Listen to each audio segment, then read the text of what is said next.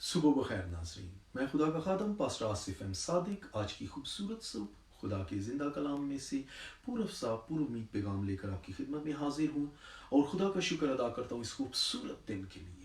آئیے اس خوبصورت دن کا آغاز خدا کے کلام میں سے کرتے ہیں۔ خدا کے زندہ کلام میں یسایہ نبی کا صحیفہ اس کے 6 باب کی 8ویں آیت میں لکھا ہے، اس وقت میں نے خداوند کی آواز سنی جس نے فرمایا کہ میں کس کو بھیجوں اور ہماری طرف سے کون جائے گا؟ تب میں نے عرض کی کہ میں حاضر ہوں، مجھے بھیج۔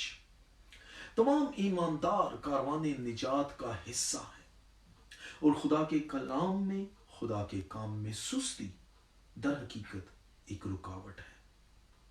یا جو بھلائی کے کاموں میں، نیکی کے کاموں میں، رضاکارانہ طور پر چیریٹی میں اور فلاحی کاموں میں بڑے پیش ہیں، تو کتنا کچھ ہم ایمانداروں کو انسان کی فلاح کے لیے اپنے آپ کو پیش کرنے کی ضرورت ہے۔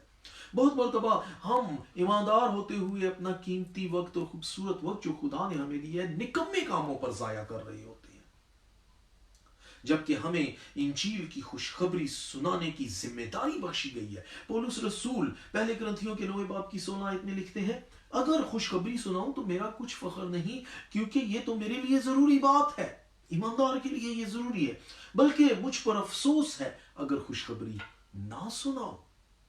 ایماندار خدا کا مقدس ہیں اور خدا آج بھی ہم سے یہی سوال کر رہا ہے کہ کون نجات کے پیغام کے لیے دنیا کو خوشی کی بشارت دینے کے لیے جائے گا؟ ایمانداروں کو اپنی ذمہ داری پہچاننے کی ضرورت ہے، کیونکہ اگر ہماری غفلت سے کوئی ہلاک ہوتا ہے تو اس کی باز پرس ہم سے کی جائے گی، ہم اس کے ذمہ دار ٹھہریں گے۔ حزقییل اس کے 3 باب کی 18 آیت میں لکھا ہے، شریر اپنی شرارت میں مرے گا لیکن اس کے خون کی باز پرس میں تجھ سے کروں گا۔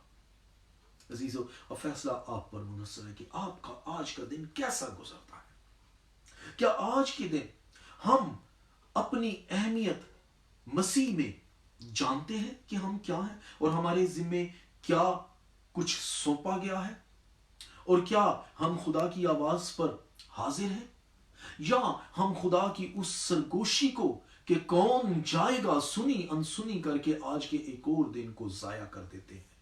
فیصلہ آپ پر منحصر ہے۔